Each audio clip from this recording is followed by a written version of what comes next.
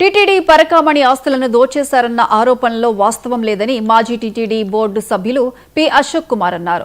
Board member ఉన్నప్పుడు దేవస్థానానికి estate కమిటీలో జరిగిన అవకతవకలను హ్యాండ్ ఓవర్ చేశానని అశోక్ కుమార్ చెప్పారు. అధికారంలోకి వచ్చిన కొత్త పాలక మండలి వాస్తవాలను పక్కన పెట్టి శ్రీవారి ప్రతిష్టను దిగజార్చుతున్నారని ఆయన మండిపడ్డారు. సర్పంచ్గా ఎంపీపీగా చేసిన నేను పరకామణి చోరీని ప్రోత్సహించనని అశోక్ కుమార్ చెప్పారు. పరకామణి ఏదైతే తిరుమల తిరుపతి దేవస్థానంలో జరిగినటువంటి ఇష్యూ ఉందో, పరకామణి ఇష్యూ, ఆ ఇష్యూని గురించి మాట్లాడుతూ ఆ ఇష్యూ ద్వారా ఆ ఆస్తులు పరకామణికి సంబంధించినటువంటి ఎవరైతే దొంగ ఆ ఆస్తులను కాజేయడానికి అప్పటి ఈఓ గారు, చైర్మన్ల పేరు అందరిది చెప్తూ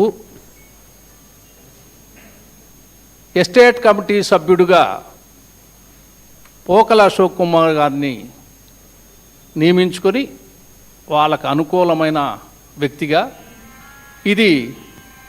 ఈ ఆస్తిని దోచే కార్యక్రమం, వీళ్ళు దోచుకున్నారు ఈ ఆస్తి మధ్యస్థం ద్వారా అనే విషయాన్ని చెప్పడం జరిగింది.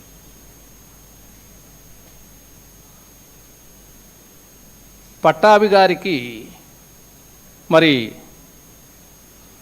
అవగాహన లేఖను ఆయన అవాస్తవాలు మాట్లాడి ఆయన రేటింగ్ని ఆయనే తగ్గించుకున్నాడు. మీకందరికీ తెలుసు, ప్రతి పార్టీలోన మంచి వాక్చాతుర్యం ఉన్న వాళ్ళు ఉన్నారు. ఈయన కూడా తెలుగుదేశం పార్టీలో నేను ఇలాంటి వారికి గ్లిప్ టాకర్ అని చెప్పి ఒక బిరుదునిస్తూ ఉంటాను వాళ్ళకి.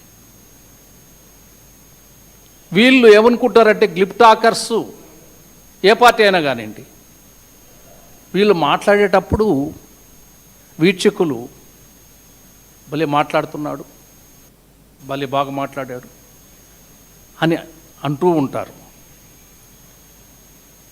వీళ్ళు వాస్తవాలు మాట్లాడినప్పుడు వీరి యొక్క మాటలకు వాల్యూ ఉంటుంది.